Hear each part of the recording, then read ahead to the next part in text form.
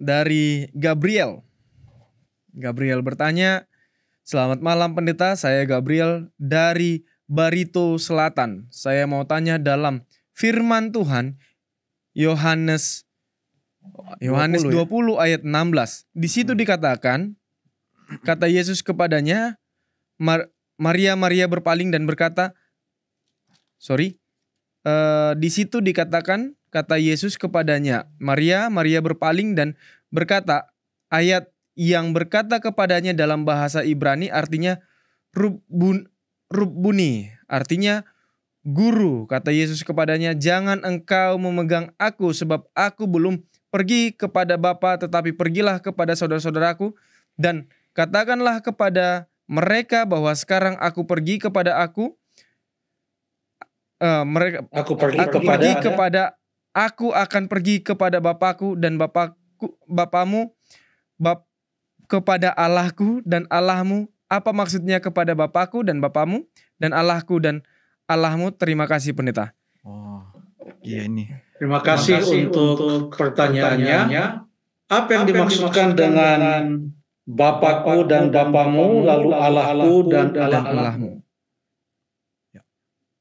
Ya, saya tidak mau menduga kenapa pertanyaan ini ditanyakan, tapi saya hanya mau menanggapi saja apa maksudnya.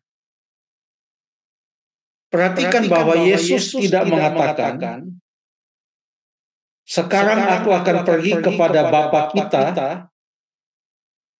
dan kepada Allah kita. Tapi yang Yesus katakan adalah, aku akan pergi kepada Bapakku dan Bapamu, kepada Allahku dan Allahmu.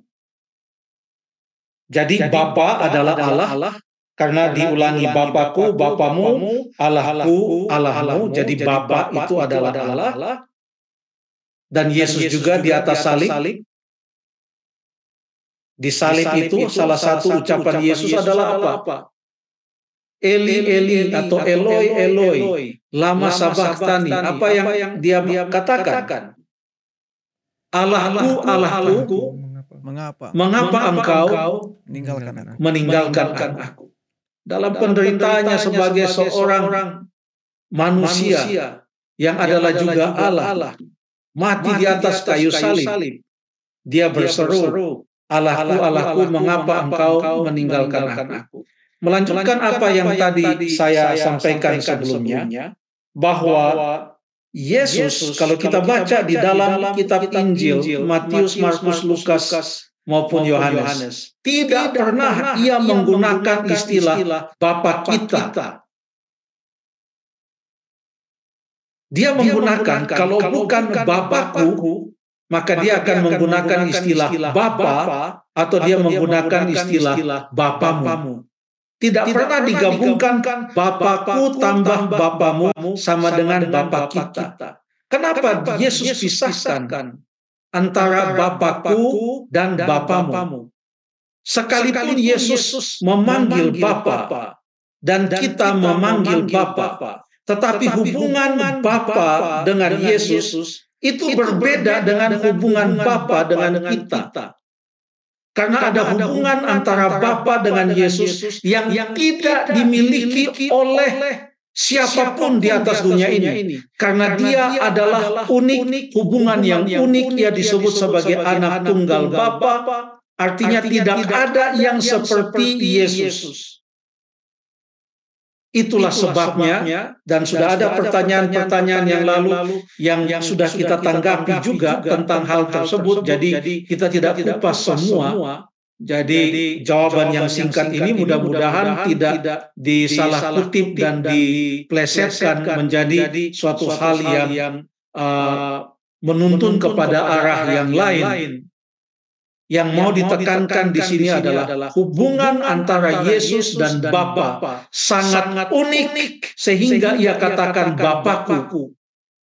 Dan itu beda dengan hubungan kita dengan Bapa di sorga. Pada waktu kita berdoa, Bapa kami yang di sorga. Dan Yesus katakan, itu adalah Bapamu. Beda. Jadi ini justru membuat bahwa Yesus itu unik.